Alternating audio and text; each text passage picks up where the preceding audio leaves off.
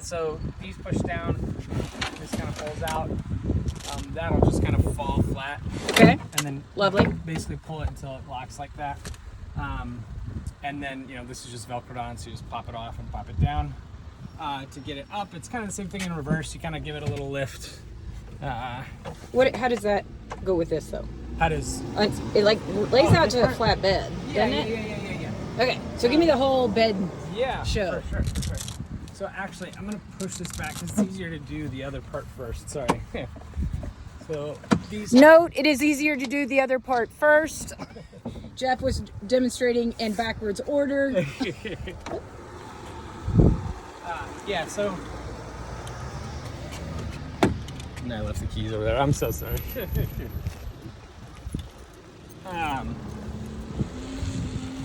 So you want to push the seats forward. Let them fold down so you have plenty of room. We'll do the same thing on the other side. I'll open it so you can see from that side.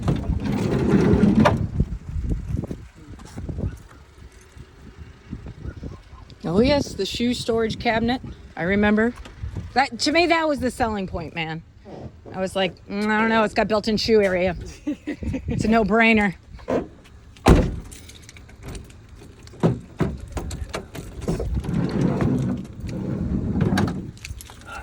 So basically you want to lift both of these pins up.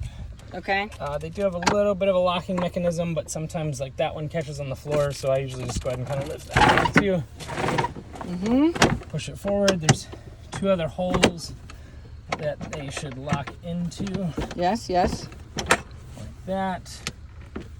This guy comes up, and then these little legs come out. Nice. Easiest to kind of do this from the other side, or you can reach your arm down through this hole like I'm doing, but Good reach. So that goes like that, and this folds over. There's the first part of the bed, and kind of the same thing we did before. So these are going to come down. This just pulls forward until it locks. Send the Velcros. Nice. And then drops right in like that. And that, Throw a sheet on it. that is your bed, yeah. There are sheets there. They've been cleaned and washed. I mean, up to you whether you want to keep them or not. I don't have anything else. Oh, I paid for it, man. They're mine now. So yeah, so then we take it apart. It's got everything in reverse.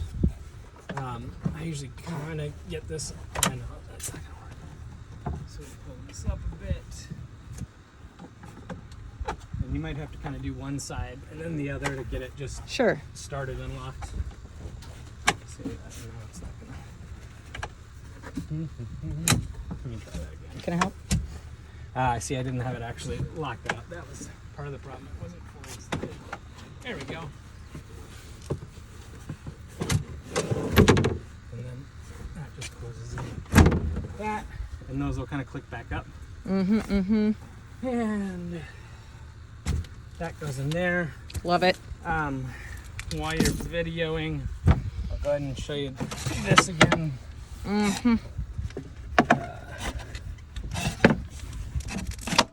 But basically, this is where your tire jack is. In order to actually access it, you have to open this up because that drawer just has just enough clearance.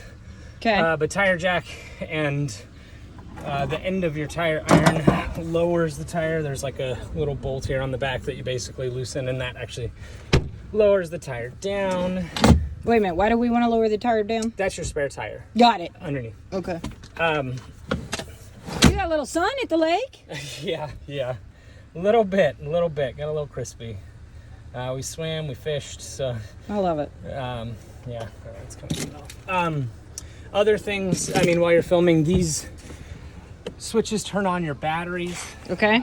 They have to be turned on for it to charge. They have to be turned on really to run anything. If you're charging, like if you're plugging it in and you're charging it, say before you go on a trip or that sort of thing, make sure the batteries are on. You'll switch this switch to up. Okay. Which you'll see it says battery charge, and then in parentheses it says shore power. Now, do you charge the battery when the car is running? Yeah, so it does charge. It doesn't matter if like you can be plugged in and the car can be running. It doesn't matter one way or another. Okay. There is a switch on the other side, which I always just leave on, which will charge the battery from the motor while you're driving. You should get like 8 to 10% for every hour that you're on the interstate, basically. So like, if you're taking a short trip, I recommend kind of charging it ahead of time, included with the electrical cord. Oh, I did not throw that back in. I got to go back to my house and grab that. I just realized I charged it up because I left it on after you came to see it and drained the batteries down. And then I charged it up and left the cord sitting by my back door. So I'll have to go get that. But yeah, so there's a similar switch on the other side here, basically, that allows it to charge from the engine. If you're only driving like 20 minutes or so and you're going to be in it for a couple days, I'd recommend charging it ahead of time. There's an adapter with that cord, so you can just plug it into a regular, just regular outlet. But if you're going to be taking a long trip and you're at 60, 70%, like I'd say, just let it charge down the road and you'll be fine. In order to turn on, so those switches turn on everything DC. So that would be the fridge, the water pump, which I'll just go ahead and turn them on. Look at that adorable fire extinguisher. Little tiny fire extinguisher. And then you actually also have to turn a switch on for the water pump. I wouldn't recommend leaving it just running, Right. Because as you move, it'll kind of burn that pump out as the water, changes level and that sort of thing. These are your 2 sets of lights. Adorbs! Here's your fan. You twist this bad boy to open. There's an on and off switch here. You can change direction, whether you want it to pull air in or out. This hold the set auto function, like I never really messed with it. Anytime I did, I would always like kind of getting the fan to lock out for a minute. I don't know what that was supposed to do, but I never got it to do anything correct. To fill the sink, you got a hole there. There's a hose in the side on that side of the fridge unit. You can use to fill the sink. What else? I think that those are mostly. Oh, I was going through batteries. Sorry, I'm kind of going in a weird order here. So then anything that's DC, you have to make sure that you turn this on as well. You'll see that like this lights up, which that turns on your main breakers. It's basically the DC is just the 3 outlets, and then the heat and AC is DC. AC. Sorry, I keep saying DC. This is all AC, which says right there. But AC being air conditioned, right? AC being alternate current as opposed to alternating current as opposed to direct current. The inverter, which is inside of here, basically converts your DC batteries into AC, which is how you're able to have outlets, like regular house outlets, basically. Science nerd. I know enough to get by and be dangerous. There you go. And then usually things that draw more, because this does a lot of draw on power, that runs on AC as well. You'd have to have like 30 batteries in order to run this on batteries. It just wouldn't work. So that's pretty much that. The off position for that inverter is just in the center of this rocker switch. Every DC circuit has a fuse, which is located behind this panel. There's a fuse. They just look like regular car fuses, because they're basically hooked up to car batteries. Is kind of, they're not. They're deep cycle marine batteries, blah blah blah. But it's 12-volt battery. It's basically a car battery. That I think is it. The tables, I guess. I'm going to do that. The tables basically fold up. Oh yes. Little guy, Oh yes. and that's how those work. Yeah, I think that's it. Do you have any questions?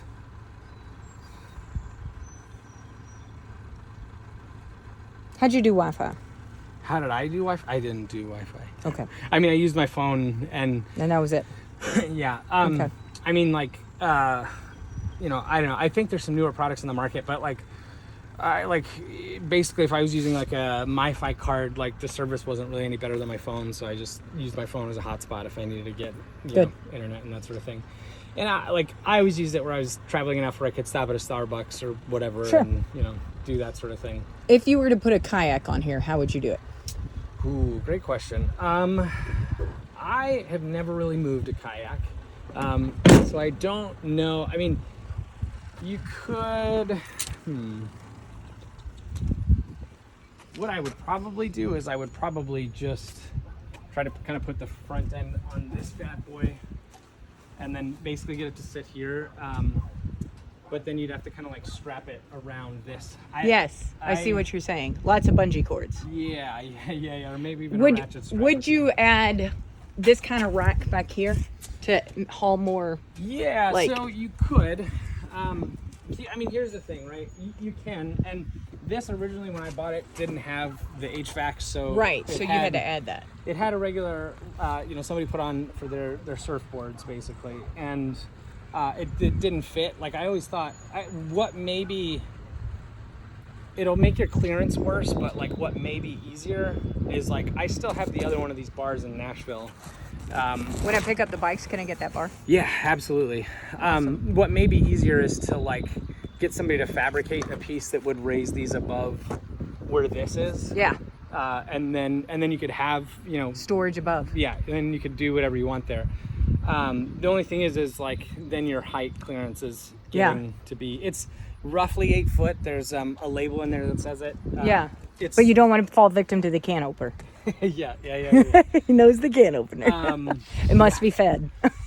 So that would probably be the, like, instead of like trying to drill holes and add another thing, because then you're gonna have to like take probably the ceiling down in order to get like the other side of this basically to tighten down. You Right. probably have to take all the ceiling panels down. Yeah, that sounds laborious. At which point, like, you'd wind up having to redo the ceiling, which is what I ran into when I installed the HVAC. Was like, as I pulled down the tongue and groove, I couldn't reuse what was there. But yeah, so I think that would be the easiest thing, is to like find somebody who does welding and or metal fabrication. I mean, it wouldn't even be that hard, but just get them to fabricate you a couple of pieces that raise those above the HVAC. Yes. Would probably be the easiest. I mean, your kind of other option would be, you could get one of the baskets that like go into a hitch receiver, and then like maybe lean it against the vehicle, and then strap around that way. But I don't know if that's super great. I don't know.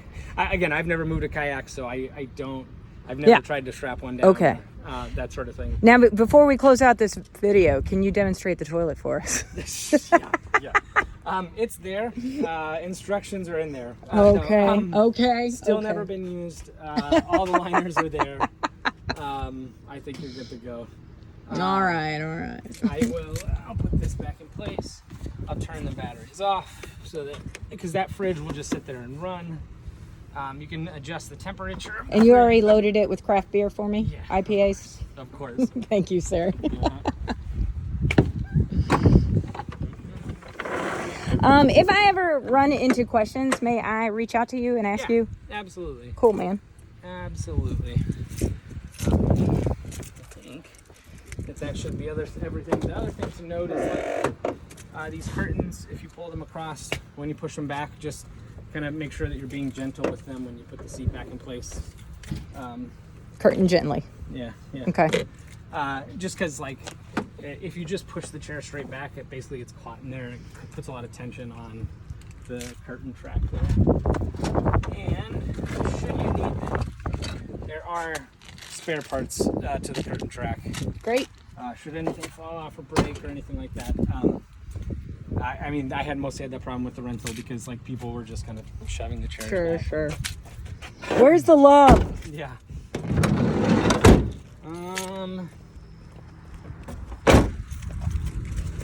Man, I kind of feel like a jerk. Like you put all this love into it and I'm just buying it from you. Oh, no. All right, here you go, Sorry. sir. I'm letting the title fly around. This is where the hose is. This is where I usually store the power cable. I have to go back and get that.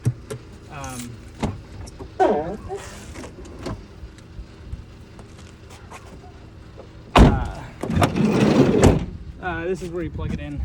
Right. Whether you want to charge it or if you're, at a RV spot and want to run the AC and all that jazz. That is pretty much it. I love it. I think My first trip will be to Nashville to pick up the the bike rack. bike rack. Yeah, so let me know And when you're going, and I extra can make sure that thing. they pull the things out and just have them ready for you. Cool. Yeah. I'll put it on my high priority list. I mean, it's just sitting there now, so it doesn't bother me either way.